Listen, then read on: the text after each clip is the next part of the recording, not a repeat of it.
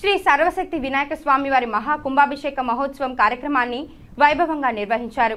చిత్తూరు జిల్లా ఐరాల మండలం అడపగుండపల్లి గ్రామం నందు శ్రీ సర్వశక్తి వినాయక స్వామి వారి ఆలయాన్ని నిర్మించి 3 రోజుల పాటు కుంభాభిషేక మహోత్సవం కార్యక్రమాన్ని వేద పండితులు, అర్చకులు, కార్యనిర్వహణాధికారులు నడుమ శాస్త్రోక్తంగా నిర్వహించనున్నారు.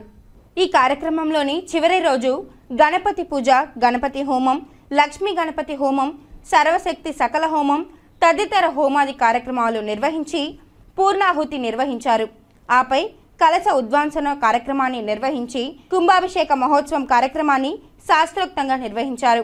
ఈ కార్యక్రమానికి కెఎన్ హరి తండుపాని కార్యనిర్వహణ చర్యగా ముఖ్య అతిథిగా పూతలపట్టు శాసనసభ్యులు కలికిరి మురళీమోహన్ హాజరు కాగా అధిక సంఖ్యలో భక్తులు పాల్గొన్నారు. ఈ కార్యక్రమంలో వేలాదిగా భక్తులు అన్నదాన కార్యక్రమాన్ని నిర్వహించారు.